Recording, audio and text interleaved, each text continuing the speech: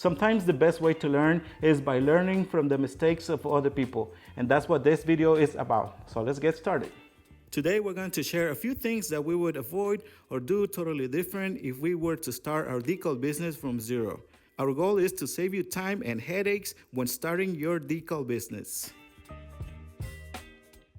Let's start with the first one, and that is do not rely in just one source of income, as this will either make or break your business. Remember, before you decided to become an entrepreneur and used to rely in just one source of income? What would happen if that only source of income would stop coming in today? Well, the same thing can happen to your business if you rely in just one product. As soon as you learn how to use the vinyl cutter, you should focus in selling and making all kinds of different products. Once you learn how to use the vinyl cutter, you can make car decals, car magnets, vinyl banners, yard signs, wall decals, door signs, even custom shirts. The list is so big that it would take another video to talk about different products that you can make with the vinyl cutter. Now for the next point, this is going to be the very first challenge that you're going to face after learning or setting up the vinyl cutter, and that is the logos. And I'm going to read a question to you that I have seen a lot, and it goes something like this. How much or how good do you have to be in the computer to be able to do this type of work? And let me share something with you guys. When we bought the equipment, the only things I knew how to do in the computer were to turn on and off the computer. That was about it. I don't want you guys to waste all of your time learning how to become a graphic designer, because I did exactly that. I spent so many weeks learning how to use every single tool, every single option here in the software. Now, I'm not saying that it is a bad idea. Quite the contrary. I think it's better if you learn how to use every single option here in the software. And I'm going to show you different logos. So these are the most recent ones that we worked with recently. But one thing that you also have to know is that for every 10 customers, 7 of them have their own logo. About 2 of them have an idea or an example that they can give us. And the last one is for every 10, 1 of them doesn't have an idea. The 2 things that you have to focus on when getting started are learning how to do bitmaps and how to use the Bezier tool. Unfortunately, if you have a really low resolution image, it's going to be impossible to use that image, not the image, but the tool, the bitmap. This is an example of that, of a blurry image, and this is a good example of a good quality image. So I'm going to start with the good one, and I'm going to go to bitmaps, and let's go to quick trace, or you can use quick trace or outline trace, or you have different options, but I'm going to use the outline trace. And I'm going to do the clip art. And now I'm going to go to OK. Just to give you a quick example of that, this is not a full tutorial on how to vector images, just to give you an idea on what you should focus on. And this is what we call a bitmap. The one on the left is the bitmap or a vector image, and the one on the right hand side is the original image, the one you cannot do anything with it, you cannot edit it. But the bitmap you can edit.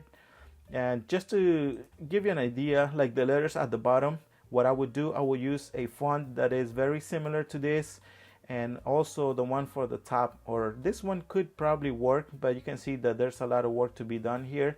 So this is basically a bitmap. Now for the next image, which is not the best resolution, we wouldn't be able to use or do a bitmap on it. And let me show you what we get when we go to bitmaps.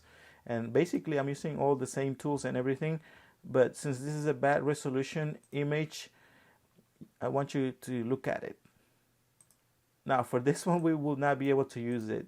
I mean, you could, but you would spend a lot of time trying to fix every single detail. So the best thing for me to do would be to use the Bezier tool. Now we have different options. It's the 5th on the left side, and we got freehand, 2-point, but I'm going to focus on Bezier tool. Basically what I'm going to do, I'm going to go around this image. I will fast forward the video, but I will connect all the dots or nodes until I close the image or until I get to where I started from. I am just using basic knowledge, because with this tool, if you get good at using it, you can pretty much do all the curves or form the image. But the idea is for you to see that I'm just using regular knowledge. I'm not really an expert, as you can see.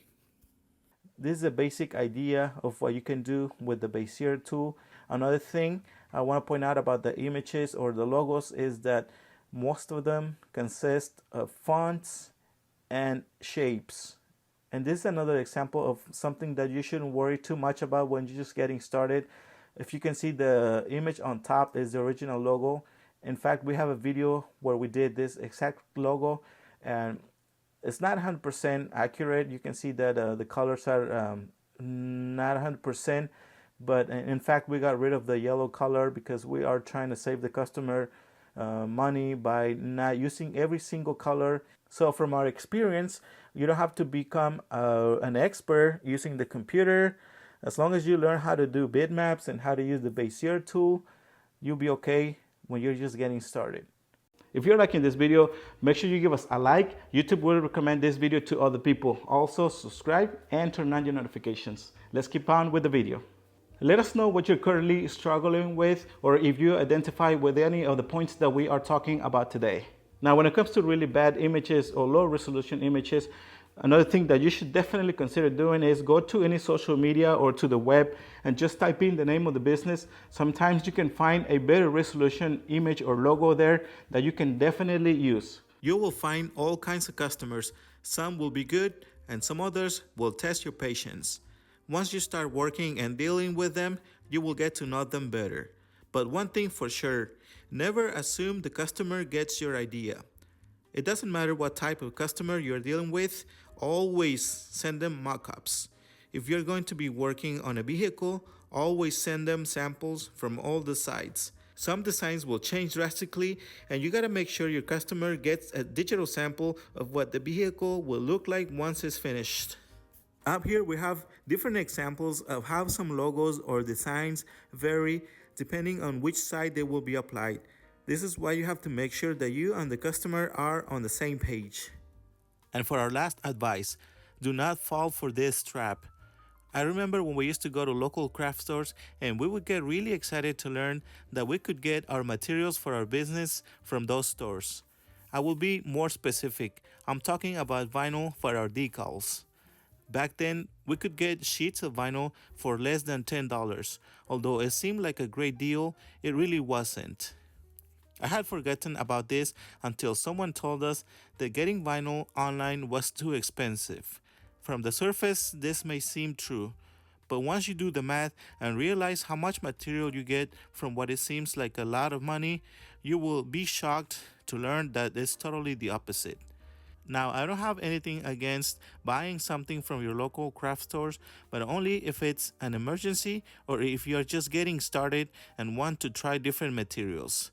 Our advice is, once your business starts producing money, you should invest part of it back into the business, and that means getting more material at a better price.